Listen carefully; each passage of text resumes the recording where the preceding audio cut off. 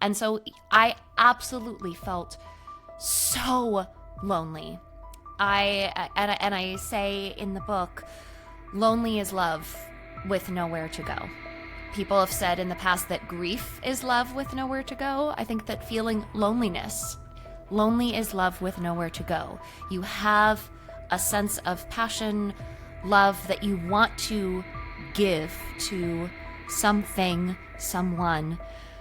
However, if you're not surrounded by places that are sort of open receptors for that love, or if you're holding back that expression and that love and that connection because you're self-conscious of what will they think, or any of, the other versions of that phrase, if you are consistently holding that back, then it's going to feel lonelier and lonelier and lonelier. You are listening to My Rejection Story, hosted by Alice Draper. Hello, and welcome back to another episode of My Rejection Story. Our guest today is Katie Horwitch, writer, speaker, founder of Once, Women Against Negative Talk, and the best-selling author of Want Yourself.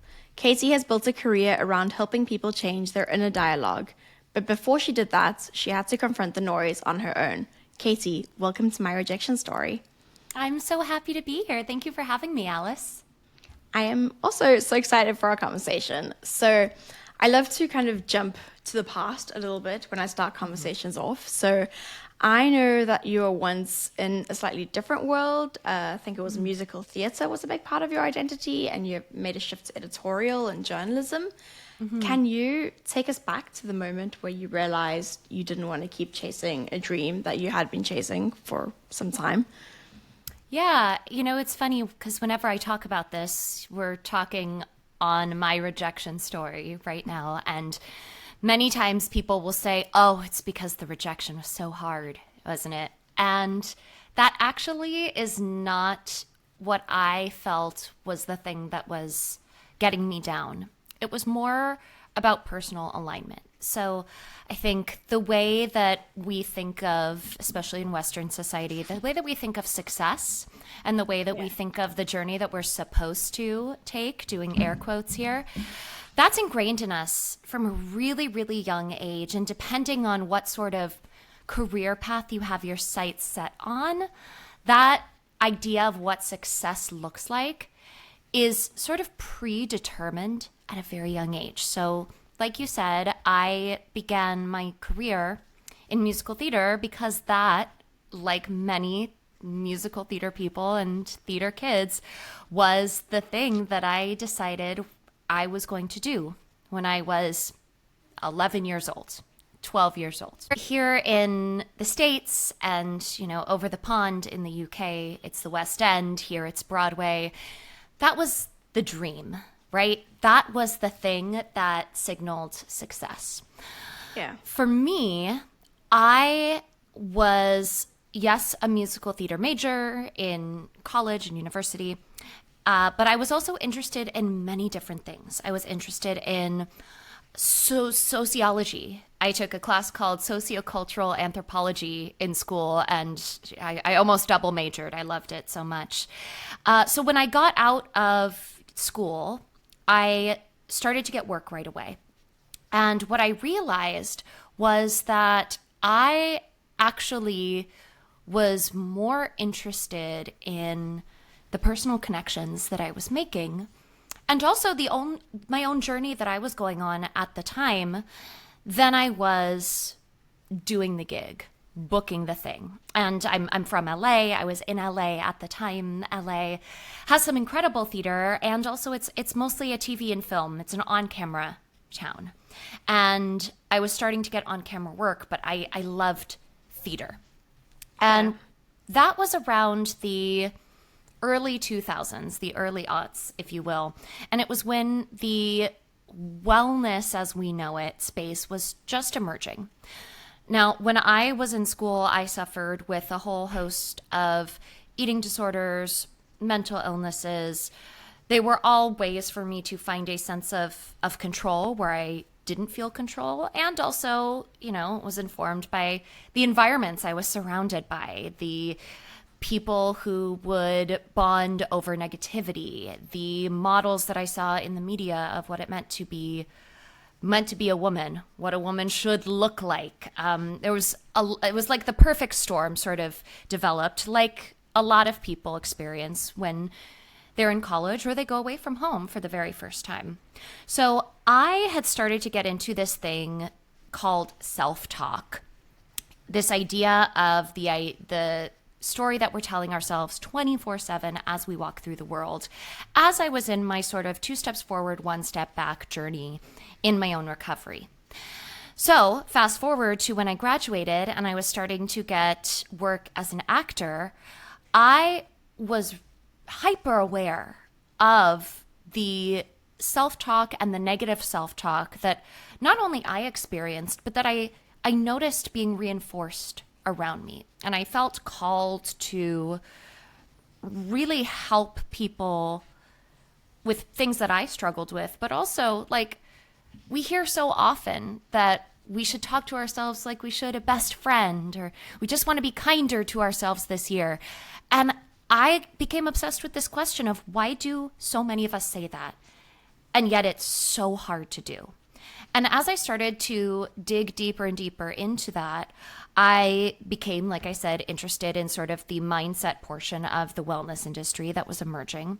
And I realized that I actually loved being me on a stage, so to speak, whether that was in a piece of writing, because like you said, I pivoted to editorial, or it was teaching a fitness class. I had gotten my certifications for group fitness when I was in college because I thought this is a career that, I can do no matter where my acting career takes me.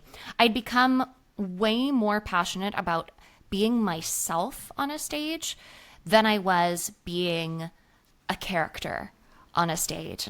And I'll never forget calling my parents and telling them, what would you say if I pivoted from acting just for a little bit? And I did it on my terms, and I went on auditions when I wanted to. I did projects when I wanted to, but I did it on my terms, and that wasn't the thing I was pursuing. And my parents were like, great, that sounds wonderful. So it was actually, it wasn't, I will say, it wasn't like a logistically difficult pivot, or I didn't have people supporting me from the outside. But from the inside, when you tie your identity to something for so long, you start to explore other things, especially when you're in your 20s and you're just figuring out who you are as an adult.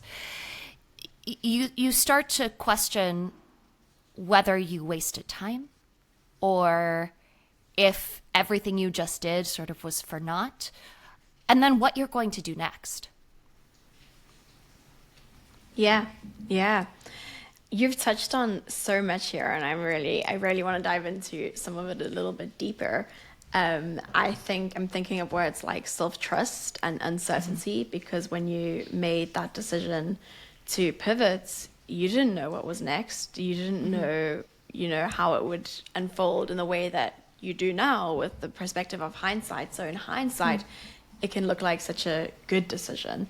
But, and also you touched on being in your 20s. So when you're young, there isn't that history of, knowing that you have made these difficult decisions before, or you've trusted yourself before and moved into uncertainty and that it worked out, or that the world didn't come crumbling down.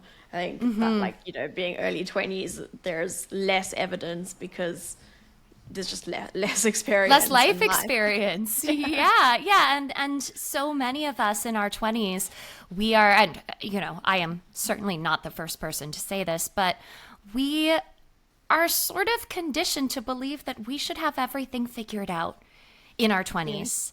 And that, I call so much BS on that, because first of all, people's brains aren't fully formed until the age of 25. So literally if it feels painful to be in your early 20s, I get it. It's by design. You are literally still experiencing growing pains. However, that can sort of cause a sense of almost like a self worth and a self knowledge crisis, because here you're being told that you should have everything figured out. And on the other hand, you literally, like you said, don't have enough life experience to even know what you're figuring out in the first place. Yeah, yeah. So what I want to know from you is how did you lean into that uncertainty and trust yourself given that there are things like not having a lot of life experience? You talk about self-esteem, and we're going to jump into that soon. Um, but there are many, people in their 20s who hold back on making big decisions, and we hold back for many, many years to come because of that fear, of that fear that the world will come crumbling down. So Yeah. why do you think you were able to make that decision? I think that I I was talking to somebody the other day and I joked that I've sort of my entire life chosen career paths that are based in uncertainty. So I think that I got really, really used to having a vision and mapping out that vision, but not logistically knowing what exactly was going to come next. I got used to that pretty early. I think a lot of people who I at least know who were in my position and have pivoted, a lot of times it's because they feel like the uncertainty is too much. And I get that. There's very, very real reasons why you might want to make a pivot into a more certain or stable path, especially career wise, but also personally, for reasons, everything from financial reasons to maybe you didn't grow up getting your basic needs met and maybe you crave that safety and that certainty. I think a lot of times we can sort of villainize certainty and safety and comfort, especially in the sort of personal development. I don't like the term self-help very much because then that sort of implies that we all need help and are failing somehow. So I prefer to call it self-development or personal development. You know, a lot of times we can villainize certainty and safety because we say like leap and the net will appear and we romanticize the unknown. I think that what I did and what I encourage my clients to do and the people that I've worked with for, over the course of almost 20 years is identify what it is that you need to have in your life, whether that's routines or their logistics, in order to feel that base level of security that will allow you to take those leaps that you want to take. So for me, for example, that means that I am not just putting all of my eggs in one basket. And that's me. So a lot of people either like to focus only one thing, or they literally they only have the capacity to focus on one thing. And that's fine too.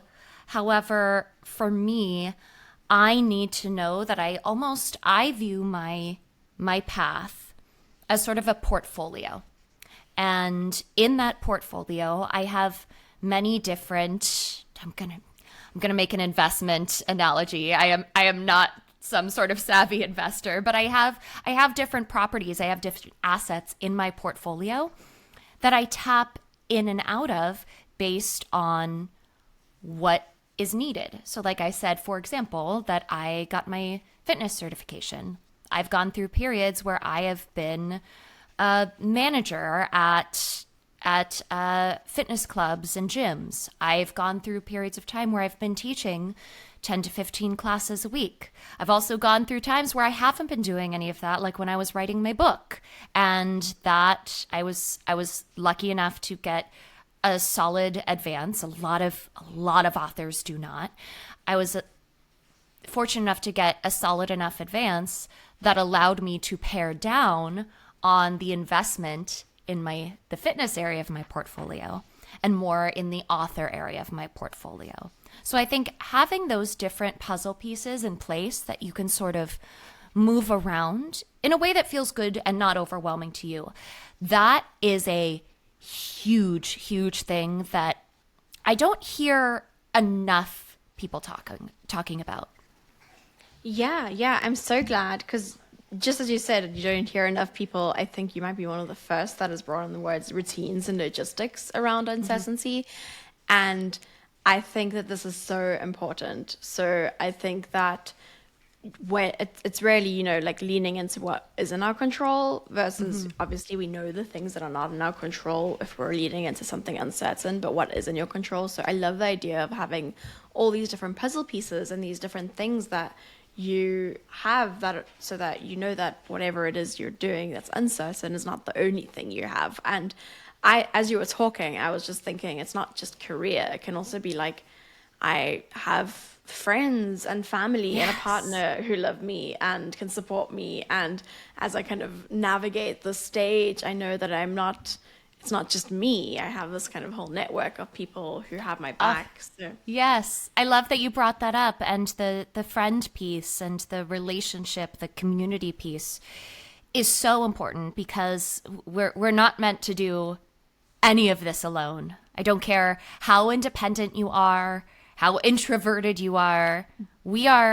Humans are communal beings. We literally have survived the test of time because of the tribal connections that we made at the beginning of human history. And I've also worked with people who have all of the, let's say, career or professional pieces in play, if that's a path that they're going down. Some people, they're in a position where they're like, I'm not actually that career focused.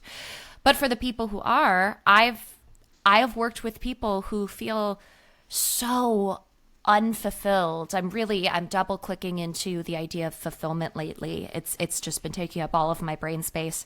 They feel so unfulfilled, and they think it's because of the thing, right? The career, the city, whatever it is.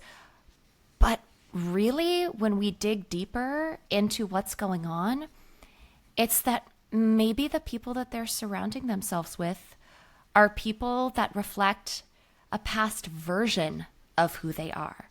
Or maybe the people that they hang out with are only work people. Or maybe they're only a certain type of people that, they're only sort of surface level friends. They're going out friends. They're, partying or hanging out friends, but they're not necessarily either deep dive type talk friends, or they're not filling a bucket for the person that they crave to be filled in order to move forward. So really being able to diversify the type of portfolio that you want to have of your life, it's so important, like you said, personally and professionally.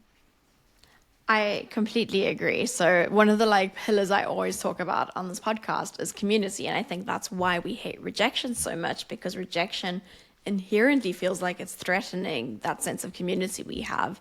We're so scared of being ousted. And that's historically, as you said, our survival depends on community. We're communal beings.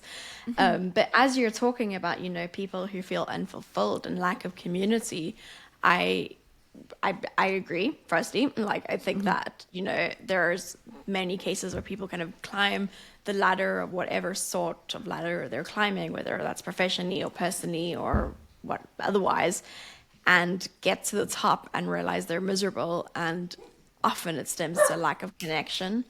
And I've noticed, so I launched this podcast and last year in September, and a couple of months into, I don't think I've ever shared the story, but a couple of months into launching this podcast, I was nominated. I was part of this sort of entrepreneurial community in Dubai where I spend a lot of my time in.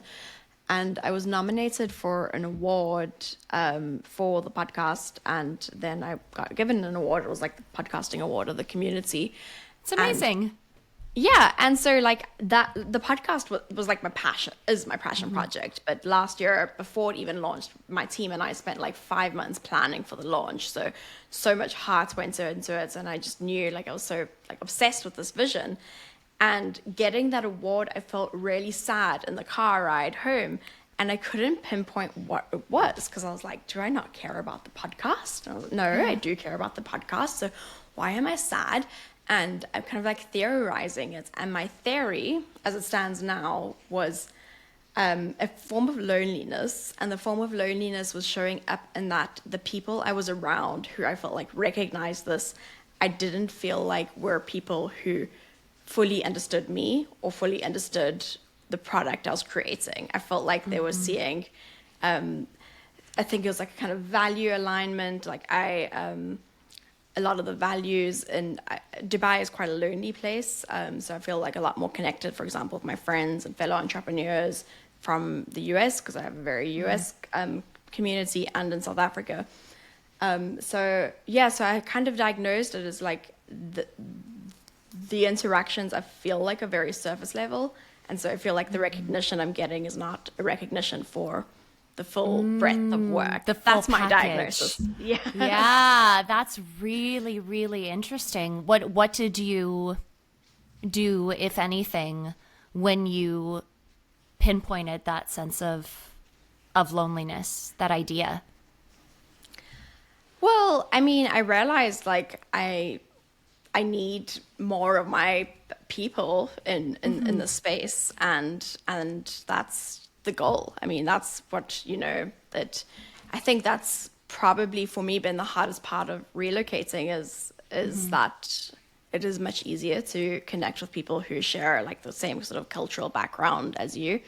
And yeah, I don't know if I did anything profound with that information. Yeah.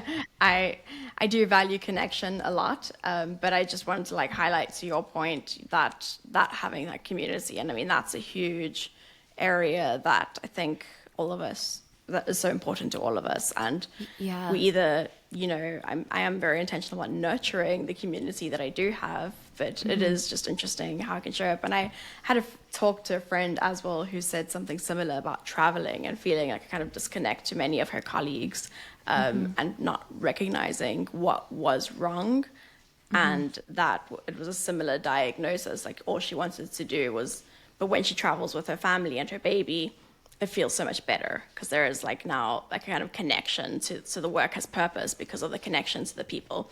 And so I think it Yeah. is tricky because I do think in professional settings many of us feel like we will only show up like in a certain way, or we're connecting with people who are only seeing a part of us. And so that's, to your point, we should have more than just work friends. It shouldn't just be the work friends. Totally. I mean, you saying that you had the awareness of like, oh, I actually I need to rethink how I'm nurturing the community that I already have and how I'm approaching the new community members or potential community members in my life. A lot of people don't get to that place of the pinpointing, okay, that's what's going on. Even before that, though, so many times we can look outside of ourselves to find the community that we think that we want, or the career that we think we want, or the place that we want to live. But to go back a little when it comes to making any sort of pivot, whether it's the profession that you want to be in or the type of friends that you want to make, a lot of people skip over the step of getting granular about who they are and Yeah. how they aim to show up in the world. And our brains crave clarity. Our brains crave a scoreboard, a rule book. Life does not have a scoreboard or a rule book. I've looked, I've tried, it just does not. However, that doesn't mean that our brains don't want clarity. So if we're not clear on who we are, what we stand for, and what we're going after inside ourselves, then we are always going to be looking outside of ourselves for ways to get clear on what those things might be? 100%. And I'm so glad that you touched on this. I think that this clarity around ourselves is it's the as much as we don't have the scoreboard, I wish we did. We don't have a way to control the way the world behaves, but having that knowing of ourselves at least allows us to guide ourselves into the right spaces to open room for more of that. So I really want to talk about self-esteem and your Yes. stories, but just before, I wanted to know, based on kind of what we're talking about, was this ever like something similar, ever part of your decision to move into editorial and away from acting? Was any of it linked to, did any of it show up in feeling like that you couldn't connect and full self as yourself and within the community? Oh Or yeah, 100%. I think that I realized that I didn't eat, sleep. I mean, I did when I was a teenager, and my friends, or my peers rather, my friends were also obsessing over theater, but my peers were obsessing over boy bands and NSYNC and Backstreet Boys, which I love. Those were my first concerts ever. However, I was that obsessive theater kid. And I think that as I got older, I realized that I had a broader range of interests and a broader range of curiosity than maybe, it doesn't mean that other people didn't have it, but I at least didn't feel comfortable expressing that part of myself out loud. So we could say, is that other people or is that me? Probably a little bit of both. However, I think that what happens when you start to commit to finding a sense of self, and finding yourself is not a search out there, it's a dig in here. When you commit to that, and then you commit to being yourself out loud, and then staying yourself when things are tough, you start to develop the muscle and the habit of doing that over and over and over again. And it makes things feel less like you're making a hard pivot all of the time. It almost starts to feel like you're just exploring your life. And so I absolutely felt so lonely. I say in the book, lonely is love with nowhere to go. People have said in the past that grief is love with nowhere to go. I think that feeling lonely is love with nowhere to go. You have a sense of passion, love that you want to give to something, someone. However, if you're not surrounded by places that are sort of open receptors for that love, or if you're holding back that expression and that love and that connection because you're self-conscious of what will they think, or any of, the other versions of that phrase, if you are consistently holding that back, then it's going to feel lonelier and lonelier and lonelier. And so the only way that is going to change is when you start to, it sounds so cheesy, but give your love somewhere to go within yourself and within your own life. Yeah, that's so beautiful. As you're talking, I'm just thinking, and I love it. Loneliness is love with nowhere to go. But I'm thinking, that so much of the loneliness, and I know we're in a loneliness epidemic, and it's probably attributed to so many things, pandemic, things moving online, it's like a myriad of factors. But something, at least in my experience, when I kind of felt a sense of loneliness was the strongest when I was still, I guess, school years, early university years. And I think that's a very common experience when you're not yourself.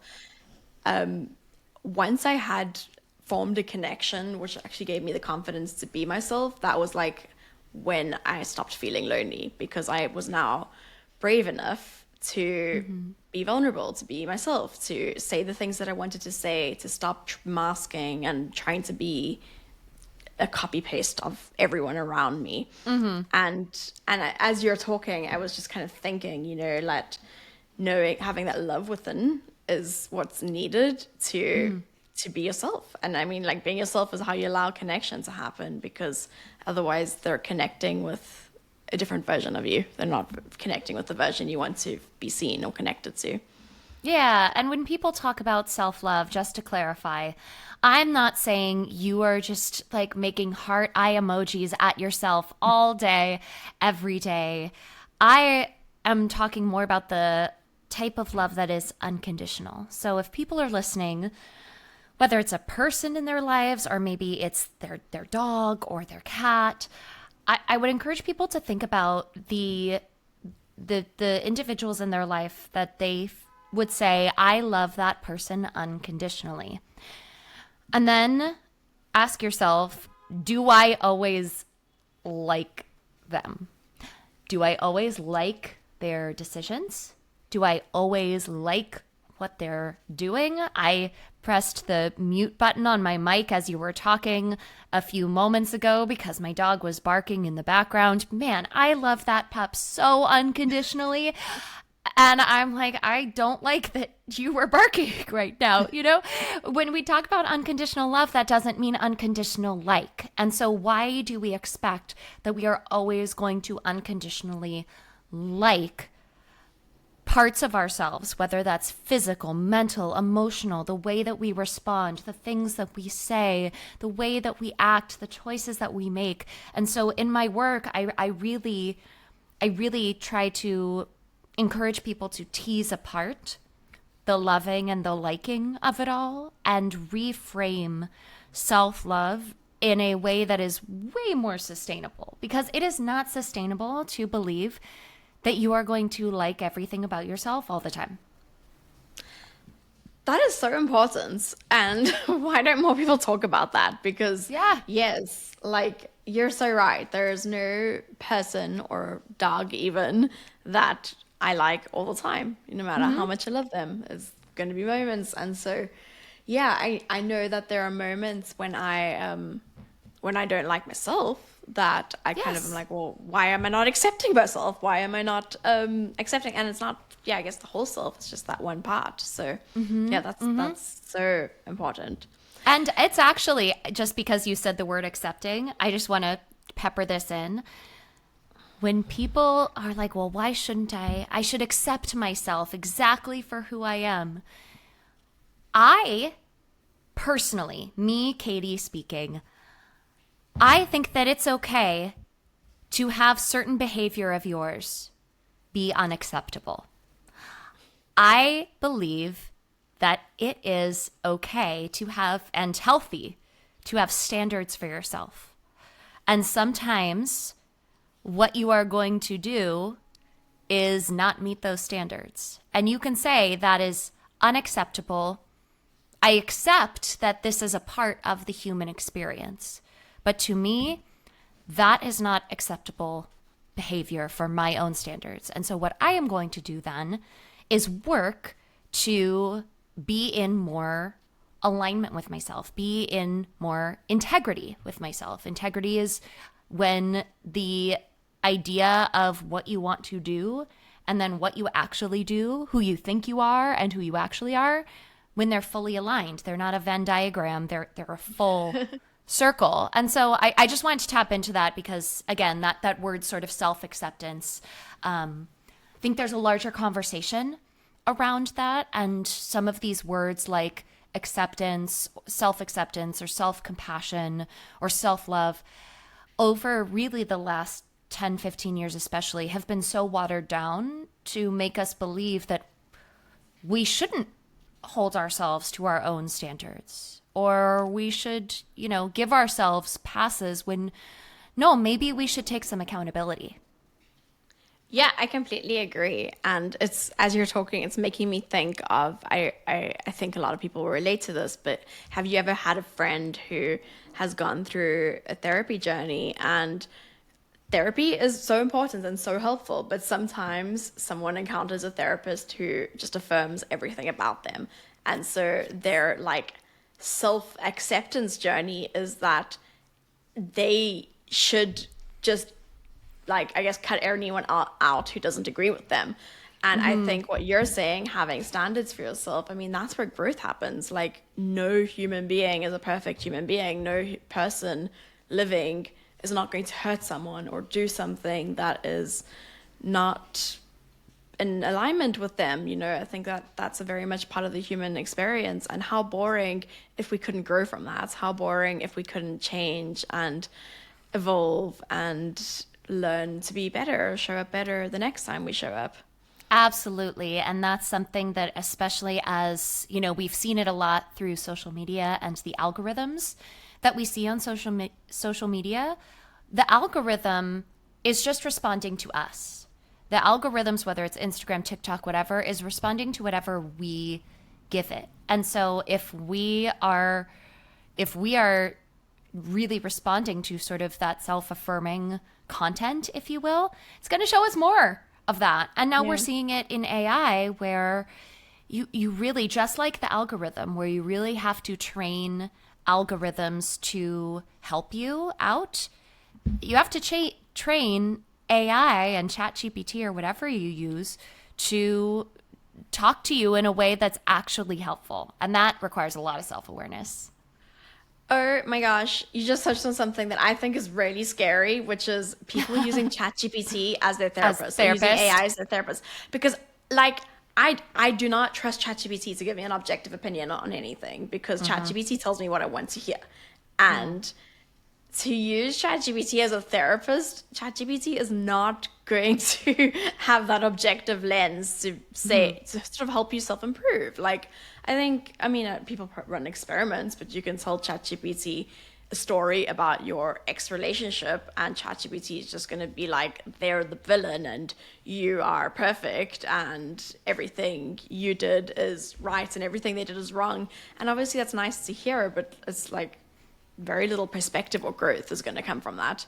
Right. I do think, oh my God, I love that we're talking about this. I was speaking to a friend the other day and they wanted clarity on something. And so they literally input a journal entry that they wrote into ChatGPT. And all they said is, can you tell me what's going on here?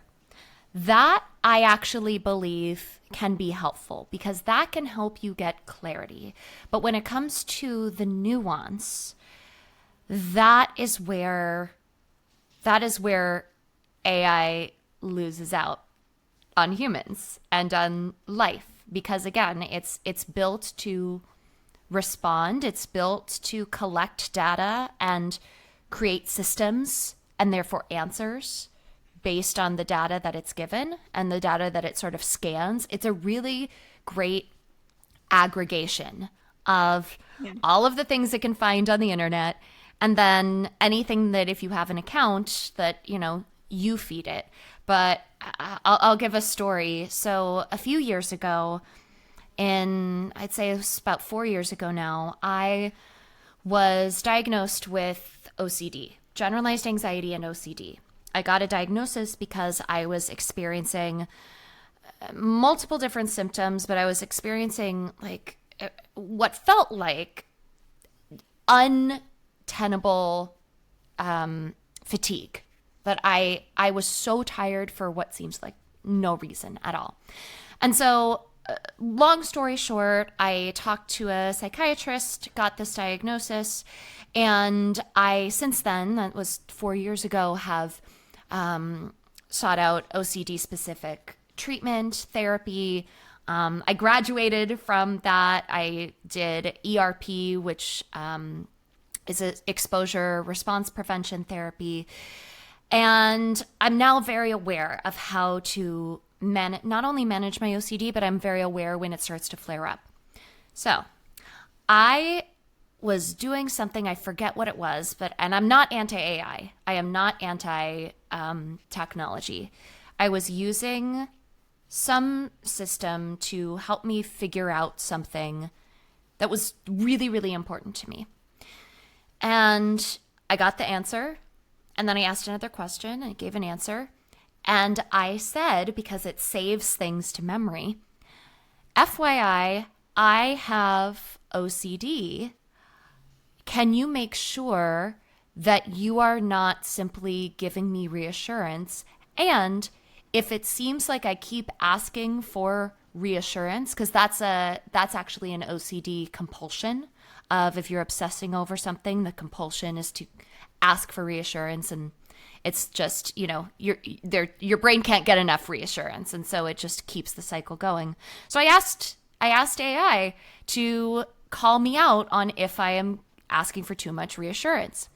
And it said, certainly, I empathize with OCD and I will make sure that I don't give reassurance. Does that sound okay to you? And then I said something like, yeah, that would be great. And I tested it out and I went back to the question. I said, back to our other question. I said, are you sure? Do you think whatever? And then it went back and it said, yes, I think so. Do you want me to try another way? Like, it kept giving me the reassurance, even though I had said to it, don't allow me to keep asking for reassurance. And that isn't a fault of AI. That is how the system is designed. And so I think especially when people are navigating the intricacies of their lives, we have to be very, very careful about what we're using technology to enhance and what we are using technology to lean on and either bypass or stay in the same loops, because just like anything innovative, there's two sides to that coin. Yeah. I'm sorry that you couldn't train AI to not. It's okay. I'm now I don't now I'm not gonna now I know that it will not catch me on my reassurance compulsions. So I'm like, all right, cool. I know when I'm doing it, so I'll just have to take accountability and stop.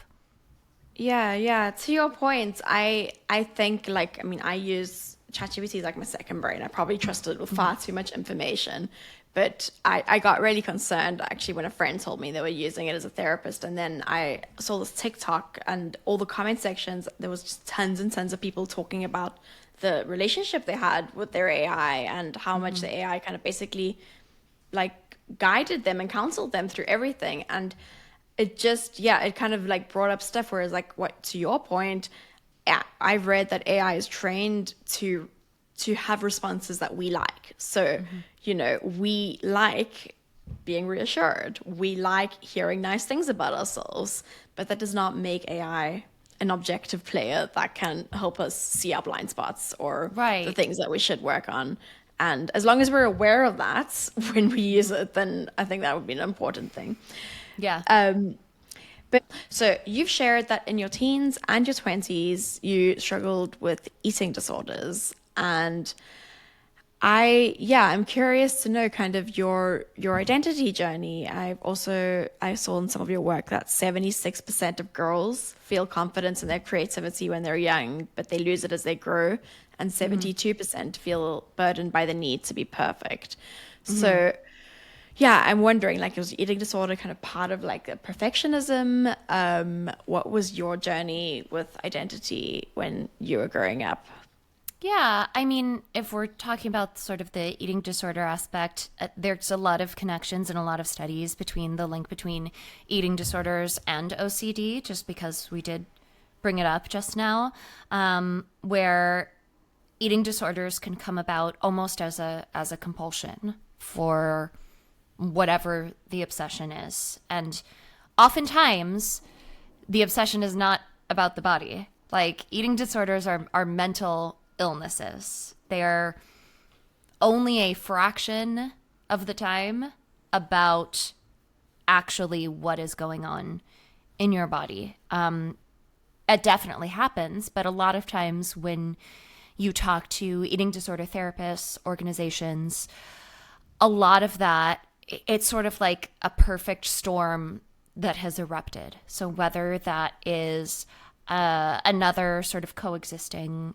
mental health disorder like OCD or anxiety or bipolar disorder, or it's family systems and beliefs that are just so ingrained in you. For me, I grew up in a really supportive family for the most part. I grew up in an environment that was very typical of late 80s, early 90s American childhood, for better or for worse. And for better, it's, I think that the early 90s are the best. I'm sure everybody thinks that about whatever their generation of childhood is. But that was also a time where women in particular, there were a lot of messages around women taking other women down, around being competitive with one another, looking a certain way, things that you were and weren't allowed to do. And I took in all of that information, not just from the media, but from my family, from my friends, from my community, from being at dinner tables or at parties and women talking about how much they'd eaten or worked out, and that was like the subject of conversation. So for me, it's different for everybody. For me, it was just sort of like this perfect storm. And since I'm using the word perfect, I was also someone who, when I grew up, I was praised for a lot of things, which people would say like, oh, boo-hoo, you were praised for your talents, for your looks, for all of these things. What ended up happening for me and my personality type is that I equated those things with my worth, the way that I looked, my abilities. And even though for me, like, I mean, one of my favorite things that I think of when I think of my parents, I think of my dad and, getting a report card, and I got a really low grade in something. And he always said, did you do the best you could? And I was like, yes. And he's like, well, if that's the best that you could do, like that's good. And I was never scolded because I always had high standards for myself, and my parents knew that. However, I also at the same time heard, and not, just from my parents, from multiple people in my life, even strangers. I heard other people criticizing other people or making fun of other people for things that they did do or didn't do, the way that they looked, the weight that they had gained or lost. I noticed that people were paying attention. So I put it together that I better not lose any of the goods that I've been given, because if I do, I'm going to be the subject of the criticism. So it's almost like I learned how to criticize myself first before anybody else had the chance to, if that makes sense. Yeah. It totally makes sense. And one of my best friends, when we were younger, she used to self-deprecate a lot, but in a very humorous way. So she would start everything like kind of making a joke of herself in a very like self-deprecating way.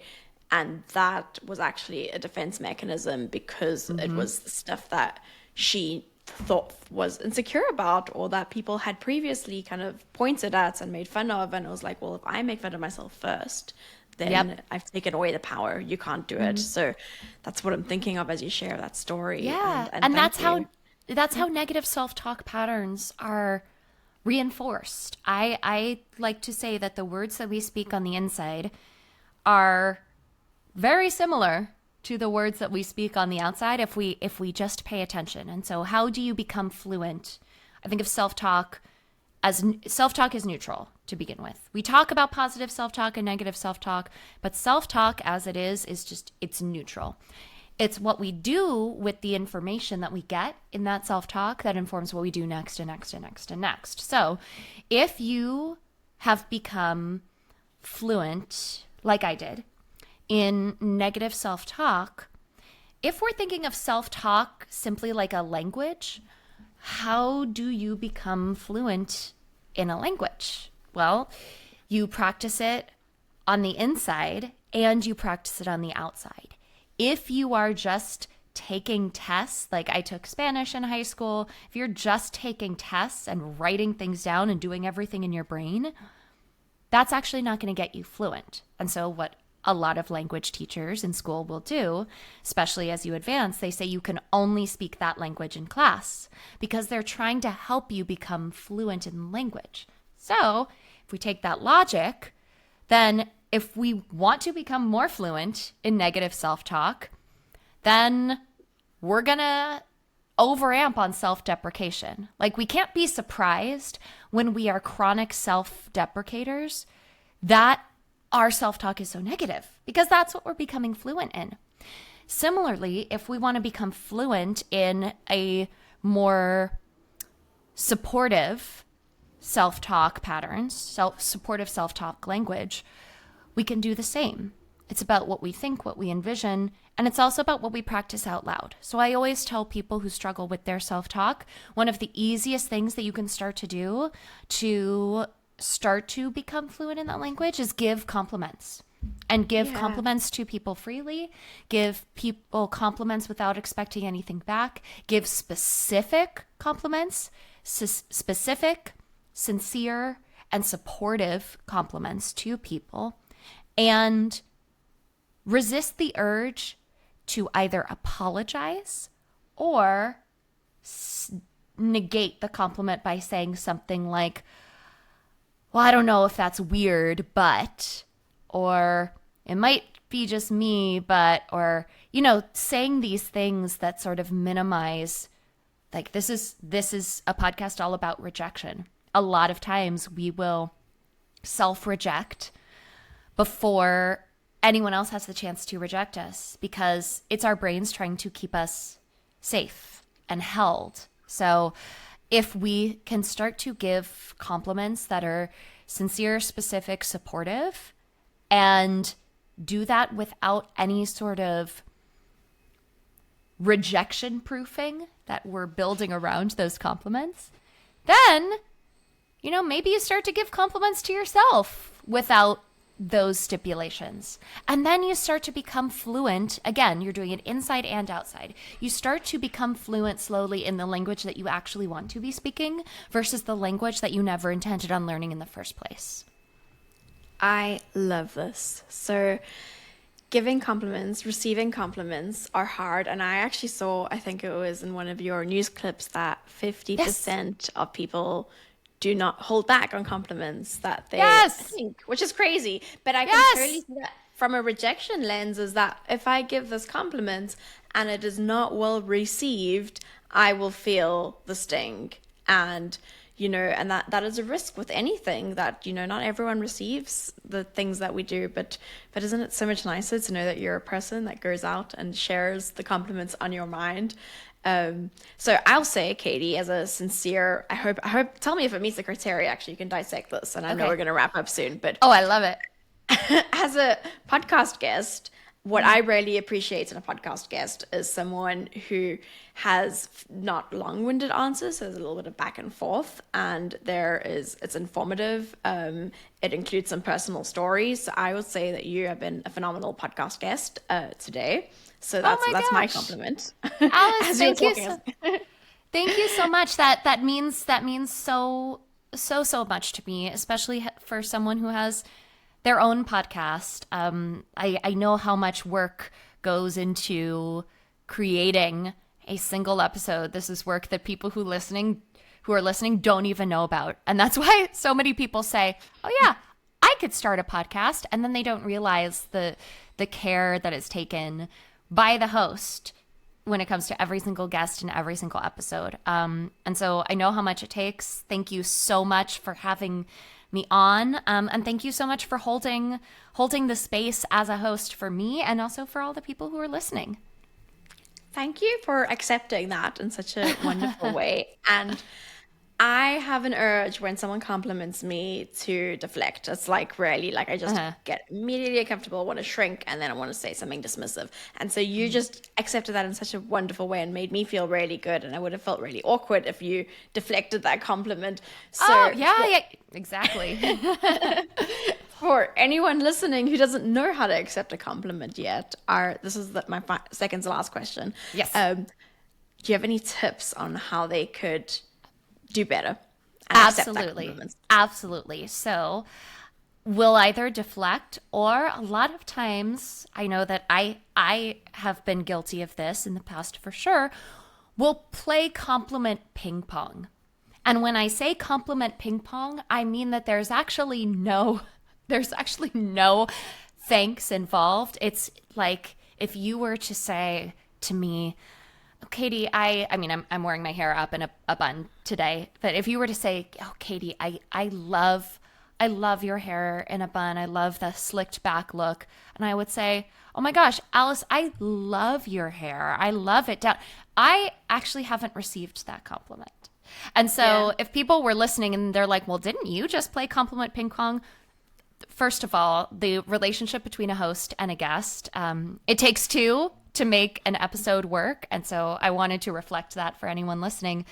But for people who are like, I just can't seem to take a compliment, simple equation: thanks plus appreciation. And that can be as simple as, literally, I think I just said this, thank you so much. I really appreciated that. Or it could be, oh, thank you so much. Like if you complimented my outfit. Oh, thank you so much. I just got this. Like, oh, like I made a good decision. It could be, oh, thank you so much. I really needed to hear that today. Thank you so much. I'm so honored that you noticed. Thanks plus appreciation.